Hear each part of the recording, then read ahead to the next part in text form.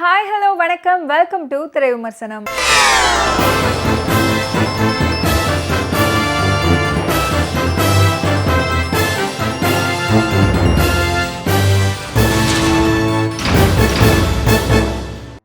இன்னைக்கு திரை விமர்சனம் நிகழ்ச்சியில நாம பார்க்க போற திரைப்படம் ஜமா.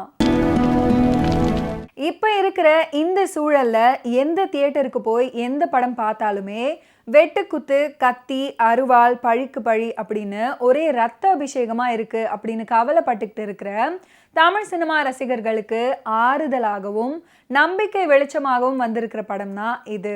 ஒரு தெருக்கூத்து கலைஞர், அவர் சந்திக்கின்ற பிரச்சனைகள், சமுதாயம் அவரை நடத்துகிற விதம், அதனால அவர் சந்திக்கின்ற ஏற்ற தாழ்வுகள், அதை அவர் எப்படி கடந்து தான் எடுத்த முயற்சியில வெற்றி பெறுகிறார் அப்படின்றத நாடக கலையின் மூலம் திரைக்கதை அமைச்சு சுவாரஸ்யமான ஜமாவா கொடுத்திருக்கு இந்த படத்தோட குழு.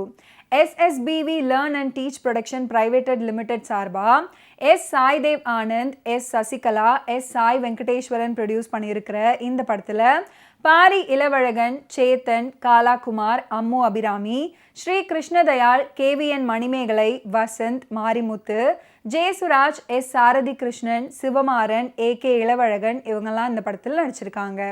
இசைஞானி இளையராஜா மியூசிக் பண்ணியிருக்கிற இந்த படத்துக்கு கோபால் கிருஷ்ணா சினிமோட்டோகிராஃபி பண்ணியிருக்காரு. பாரி இளவழகன் இந்த படத்தை டைரக்ட் பண்ணியிருக்காரு. திருவண்ணாமலை பள்ளிக்கொண்டாப்பட்டு கிராமத்துல தன்னுடைய அம்மா KVN மணிமேகலையோடு வசிச்சுட்டு வராரு கல்யாணம்ன்ற பாரி இளவழகன். ஊருக்கு வெளியே விவசாய நிலம், அதற்கு நடுவே ஒரு குடிசை, சில பசுக்கள் அப்படின்னு இவருடைய வாழ்க்கை போய்கிட்டு இருக்கு.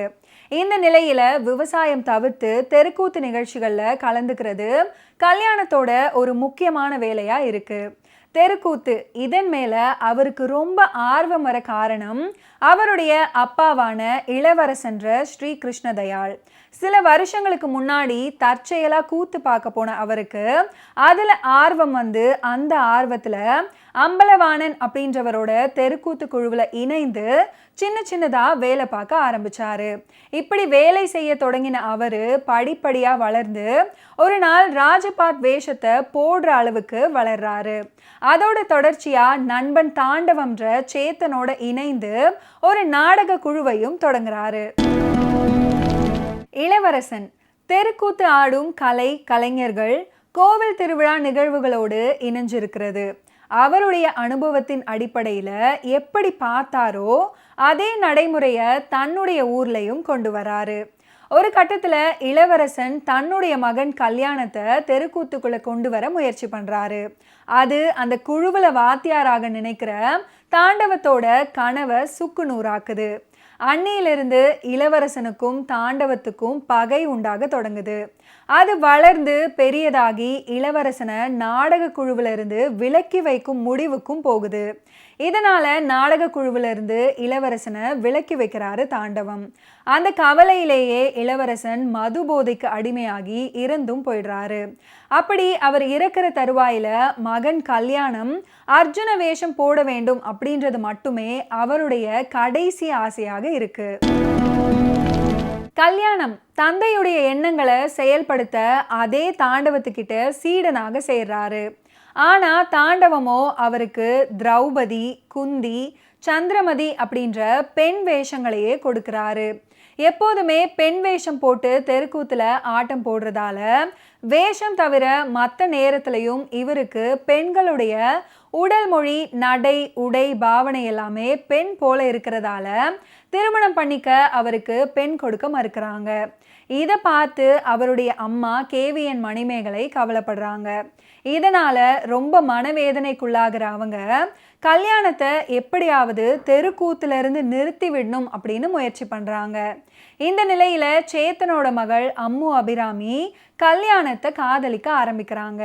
ஆனா கல்யாணத்துக்கோ தன்னுடைய அப்பா இளவரசன் விட்டு சென்ற அந்த ஜமாவை, அதாவது அந்த நாடக குழுவை எப்படியாவது கூத்து வாத்தியார் சேத்தன் கிட்ட இருந்து கைப்பற்றி தான் அர்ஜுனர் வேஷம் கட்டி ஆடணும் அப்படின்ற வாழ்நாள் கனவோடு போராடிக்கிட்டு வர்றாரு.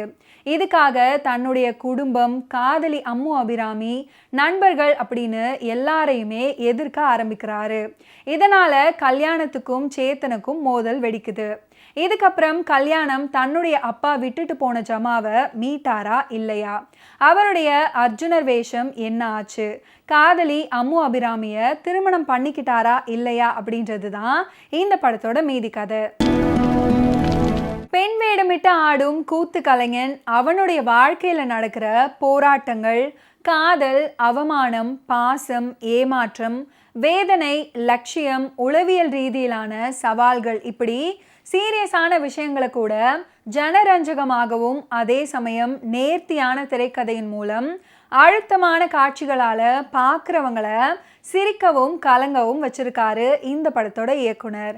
நீண்ட இடைவேளைக்கு அப்புறம் சின்ன பட்ஜெட் படத்தின் மூலம் மண்மனம் மாறாத கூத்து கலைஞர்களோட வாழ்க்கைய சிறப்பாக காட்சிப்படுத்தி அதுக்கேற்ற மாதிரி நடிச்சு இயக்கவும் செய்திருக்காரு இந்த படத்தோட இயக்குனர் கம் ஹீரோ பாரி இளவழகன். அம்மு அபிராமி ஜெகதாம்பாளாக பாரி இளவழகனுடைய காதலியாக நடிச்சிருக்காங்க. குறிப்பா அன்பை வெளிப்படுத்தி கோபத்தை காட்டி வசனத்துக்கு ஏத்த மாதிரியான முகபாவனைகள். பாரியுடைய அம்மாவாக KVN மணிமேகலை சிறப்பாக நடிச்சிருக்காங்க. குறிப்பா சேத்தன் வீட்டுக்கு திருமண பேச்சு நடத்த செல்லும் காட்சிகள், பாரியுடைய அப்பாவாக ஸ்ரீ கிருஷ்ணதயாள் மற்றும் பூனையாக வசந்த் மாரிமுத்து மற்றும் படத்தில் நடிச்சிருக்கிற எல்லாருமே அவங்களோட நடிப்பால கவனிக்க வைக்கிறாங்க. இரவு நேர காட்சிகள் மற்றும் தெருக்கூத்து சம்பந்தப்பட்ட காட்சிகளை சிறப்பாக கையாண்டு நேர்த்தியா படம் பிடிச்சிருக்காரு இந்த படத்தோட சினிமாட்டோகிராஃபர் கோபால் கிருஷ்ணா. குறிப்பா சிங்கிள் ஷாட் காட்சி. இசையமைப்பாளர் இளையராஜாவின் இசையில பாடல்களும் பின்னணி இசையும் காட்சிக்கு உயிர் கொடுத்திருக்கு. குறிப்பா தெருக்கூத்துல இடம்பெறும் பாடல்களை தேவையான அளவு பயன்படுத்தி இருக்கிறதோடு மட்டுமில்லாம கடைசி காட்சியிலும் பாடலையே பின்னணி இசையா பயன்படுத்தி இருக்கிறது தெருக்கூத்து கலையின் மேல ரசிகர்களுக்கான ஆர்வத்தை அதிகப்படுத்துது. எடிட்டர் பார்த்தா MA, art director Srikanth Gopal, நடன இயக்குனர் கிருஷ்ணன் தெருக்கூத்து வாத்தியார் உட்பட தொழில்நுட்ப கலைஞர்களோட பணி படத்தின் நிறைவு. இதுவரைக்கும் ஜமா படத்தோட திரை விமர்சனத்தை பார்த்த நாம இப்போ அந்தகன் படத்தோட தியேட்டர் ரிவ்யூவை பார்க்கலாம். சாட்டிஸ்ஃபேக்ஷனாக இல்லை. அது இல்லாமல் சிம்ரன் சூப்பராக நடிச்சுக்கிறாங்க. அப்புறம் பிரசாந்த் நல்லா நடிச்சிறாரு. பிரசாந்த் ரொம்ப நாள் கழிச்சு நடிச்சனால தான் வந்து பார்க்குறோமே, இல்லைனா அவ்வளோ இல்லை. ஃபுல்லாக பார்த்தீங்கன்னா 90s தான் ஃபுல்லாக. ஃபேமிலியோட பார்க்கலாம். பிரசாந்த் சார் சூப்பராக இருக்கார். சிம்ரன் மேம் நடிப்பு செம்மையாக இருக்குது. படம் பார்க்கலாம், குடும்பத்தோடு பார்க்கலாம், பார்க்குற படம் தான். அந்தகன் மூவி ரொம்பவே நல்லா இருக்குது. நான் தியேட்டரில் பார்க்க வேண்டிய ஒரு நல்ல மூவி. மீண்டும் அடுத்த வாரம் திரை விமர்சனம் நிகழ்ச்சியில் சந்திப்போம். அதுவரை நன்றி, வணக்கம்.